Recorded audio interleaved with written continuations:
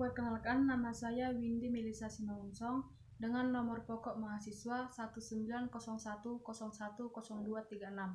Di sini saya akan membuat video pembelajaran menulis di kelas tinggi, mata kuliah Pendidikan Bahasa Indonesia kelas tinggi.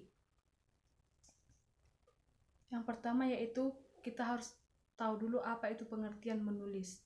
Menulis merupakan komunikasi tidak langsung yang berupa pemindahan pikiran atau perasaan dengan memanfaatkan grafologi, struktur bahasa, dan kosakata dengan menggunakan simbol-simbol sehingga dapat dibaca seperti apa yang diwakili oleh simbol tersebut. Yang kedua yaitu tujuan dan fungsi menulis. Adapun tujuan dari menulis yang pertama yaitu tujuan penugasan.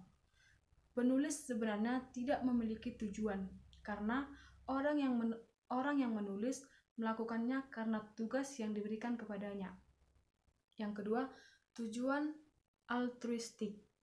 Penulis bertujuan untuk menyenangkan pembaca, menghindarkan kedudukan pembaca, ingin menolong pembaca memahami, menghargai perasaan dan penalarannya, ingin membuat hidup para pembaca lebih mudah dan lebih menyenangkan dengan karyanya itu.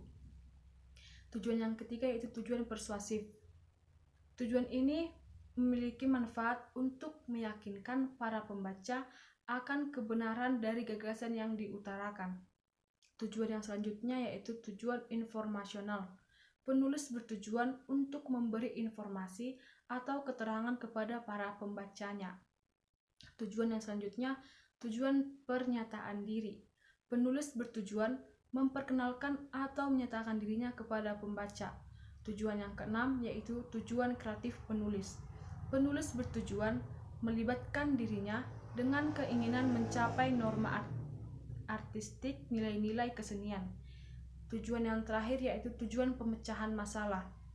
Penulis bertujuan untuk memecahkan masalah-masalah yang sedang dihadapinya.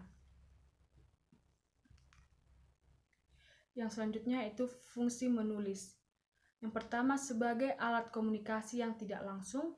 Kedua, sarana untuk mengungkapkan diri, yaitu untuk mengungkapkan perasaan hati seperti kegelisahan dan keinginan amarah. Yang ketiga, sebagai sarana pemahaman. Artinya dengan menulis, seseorang bisa mengikat kuat suatu ilmu pengetahuan atau menancapkan pemahaman ke dalam otaknya. Yang berikutnya, membantu mengembangkan kepuasan pribadi, kebanggaan, dan perasaan harga diri. Yang berikutnya, meningkatkan keterlibatan secara bersemangat, bukannya penerimaan yang pasrah. Yang terakhir, mampu mengembangkan suatu pemahaman dan kemampuan menggunakan bahasa. Adapun jenis-jenis menulis di kelas tinggi yang pertama yaitu deskripsi. Deskripsi merupakan ragam wacana yang melukiskan atau menggambarkan sesuatu berdasarkan kesan-kesan dari pengamatan, pengalaman ataupun perasaan penulisnya. Dengan kata lain, deskripsi adalah melukis atau memotret benda atau suasana dengan kata-kata. Adapun langkah-langkah yang perlu diketahui siswa maupun guru dalam menulis paragraf deskriptif yang pertama yaitu mencari topik ataupun tema. Yang kedua, merancang sebuah paragraf deskriptif. Yang ketiga, memperbaiki paragraf deskriptif. Dan yang keempat, cek dan baca kembali. Yang kedua yaitu narasi. Narasi merupakan jenis tulisan yang isinya menceritakan suatu kejadian. Kejadian tersebut diceritakan dengan runtut dan jelas. Dalam narasi, biasanya terdapat tokoh, tempat, dan waktu kejadian. Yang ketiga yaitu argumentasi. Argumentasi adalah ragam wacana yang dimaksudkan untuk meyakinkan pembaca mengenai kebenaran yang disampaikan oleh penulisnya. Argumentasi bisa disebut sebagai tulisan eksposisi yang khusus. Tujuan dalam argumentasi adalah meyakinkan pendapat atau pemikiran pembaca, maka penulis dapat menyajikan secara logis, kritis, dan sistematis bukti-bukti yang dapat memperkuat kebenaran pendapat yang disampaikannya. Yang keempat yaitu eksposisi. Eksposisi adalah ragam wacana yang dimaksudkan untuk menerangkan, menyampaikan, atau menguraikan sesuatu hal yang dapat memperluas atau menambah pengetahuan dan pandangan pembaca. Adapun sasarannya adalah untuk menginformasikan sesuatu tanpa ada maksud mempengaruhi pikiran, perasaan, dan sikap pembacanya. Yang kelima yaitu persuasi. Persuasi ialah karangan yang dapat menarik minat dan dapat meyakinkan bahwa pengalaman pembaca merupakan suatu hal yang sangat penting. Tujuan dari paragraf ini adalah untuk membujuk ataupun mempengaruhi pembacanya agar mempercayai dan melakukan apa yang penulis sampaikan di dalam tulisan tersebut. Yang berikutnya yaitu metode pembelajaran menulis di kelas tinggi. Metode yang pertama yaitu metode langsung. Metode pengajaran langsung dirancang secara khusus untuk mengembangkan belajar siswa tentang pengetahuan prosedural dan pengetahuan deklaratif yang terstruktur dengan baik dan dapat dipelajari selangkah demi selangkah. Dalam metode langsung, terdapat 5 fase yang penting. Yang pertama, fase persiapan dan motivasi. Yang kedua, fase demonstrasi. Yang ketiga, fase pembimbingan. Yang keempat, fase pengecekan. Yang kelima, fase pelatihan lanjutan. Metode yang kedua yaitu metode komunikatif. Desain yang bermuatan metode komunikatif harus mencakup semua keterampilan berbahasa. Setiap tujuan diorganisasikan ke dalam pembelajaran. Setiap pembelajaran dispesifikasikan ke dalam tujuan konkret yang merupakan produk akhir. Metode yang ketiga yaitu metode integratif. Integratif berarti menyatakan beberapa aspek ke dalam satu proses. Integratif sendiri terbagi menjadi 2 bagian, yaitu interbidang studi dan antarbidang studi. Interbidang studi artinya beberapa aspek dalam satu bidang studi diintegrasikan. Sebagai contohnya, menulis diintegrasikan dengan berbicara dan membaca. Adapun antarbidang studi artinya pengintegrasian bahan dari beberapa bidang studi. Sebagai contoh, antara bahasa Indonesia dengan matematika atau dengan bidang studi lainnya. Metode yang selanjutnya yaitu metode tematik. Dalam metode tematik, semua komponen materi pembelajaran diintegrasikan ke dalam tema yang sama dalam satu unit pertemuan. Tema yang telah ditentukan harus diolah sesuai dengan perkembangan banyak. Siswa berangkat dari konsep ke analisis atau dari analisis ke konsep, kebahasaan, penggunaan, dan pemahaman. Metode yang kelima yaitu metode konstruktivistik. Asumsi sentral metode konstruktivistik adalah belajar itu menemukan. Artinya, meskipun guru menyampaikan sesuatu kepada siswa, mereka melakukan proses mental atau kerja otak atas informasi itu agar informasi tersebut masuk ke dalam pemahaman mereka.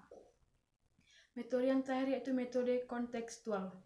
Pembelajaran dengan menggunakan metode ini akan mempermudah dalam pembelajaran menulis, yakni konsepsi pembelajaran yang membantu guru menghubungkan mata pelajaran dengan situasi dunia nyata dengan kehidupan pembelajaran yang memotivasi siswa agar menghubungkan pengetahuan dan penerapannya dengan kehidupannya sehari-hari. Metode ini dapat diterapkan dalam salah satu pembelajaran menulis deskripsi, di mana siswa dapat belajar dalam situasi dunia nyata, tidak dalam dunia awang-awang. Selanjutnya yaitu pendekatan pembelajaran menulis di kelas tinggi. Pendekatan yang pertama yaitu pendekatan komunikatif. Pendekatan komunikatif merupakan pendekatan yang memfokuskan pada keterampilan peserta didik yang mengimplementasikan fungsi bahasa untuk berkomunikasi dalam pembelajaran. Yang kedua yaitu pendekatan integratif.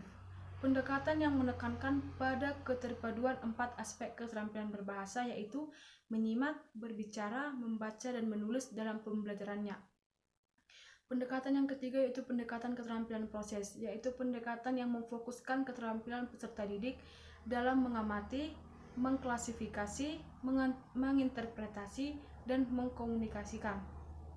Pendekatan yang terakhir yaitu pendekatan tematis, yaitu pendekatan yang menekankan pada tema pembelajaran sebagai payung atau pemandu dalam pembelajaran.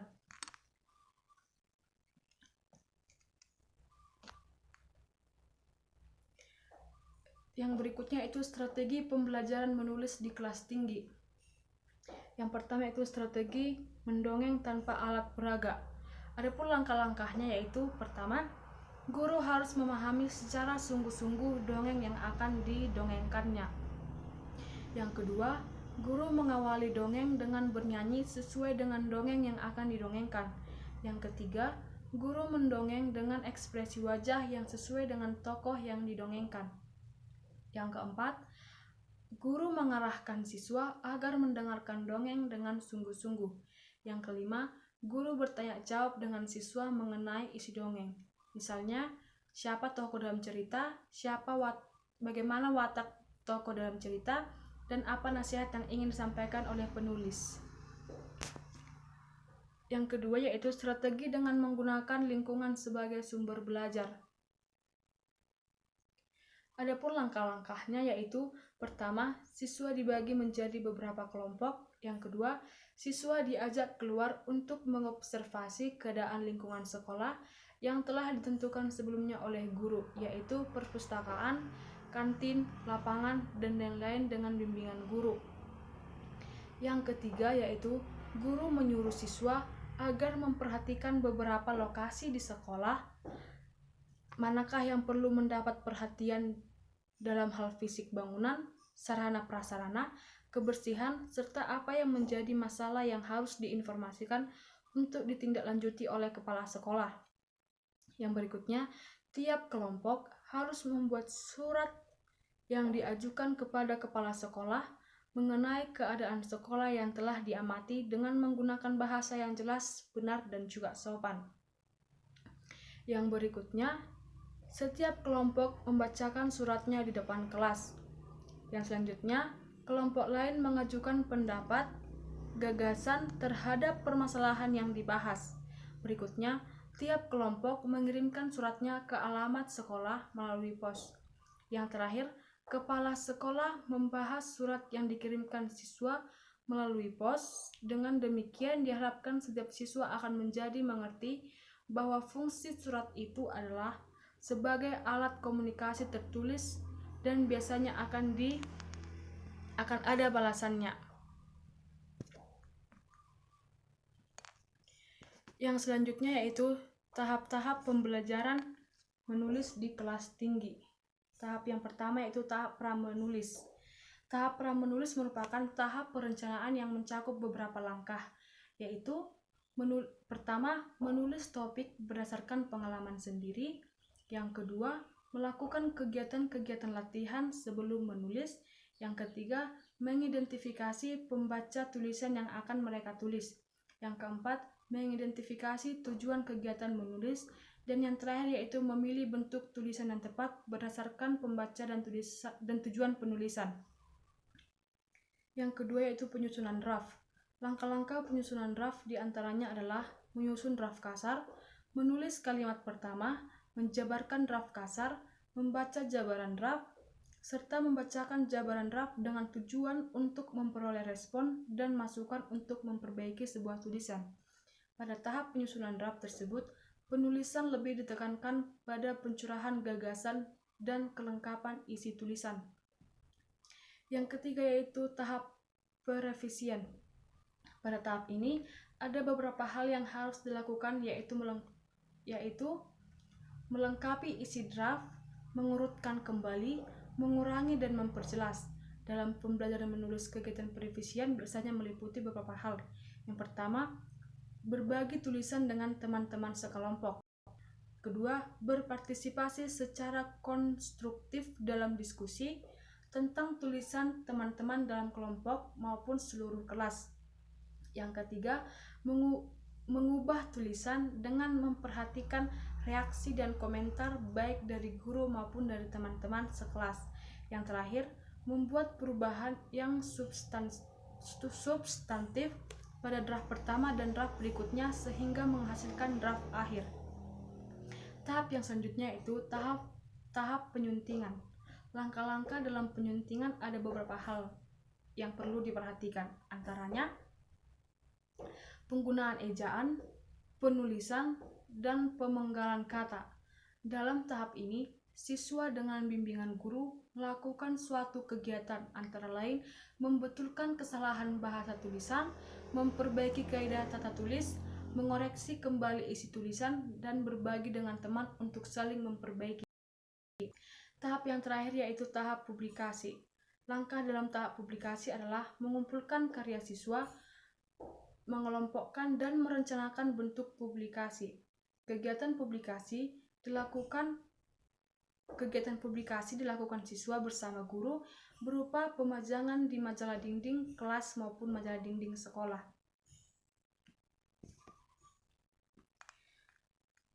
Sekian yang dapat saya sampaikan. Jika terdapat tutur kata atau penjelasan saya yang kurang bagus atau kurang baik, saya mengucapkan maaf. Sekian dan terima kasih.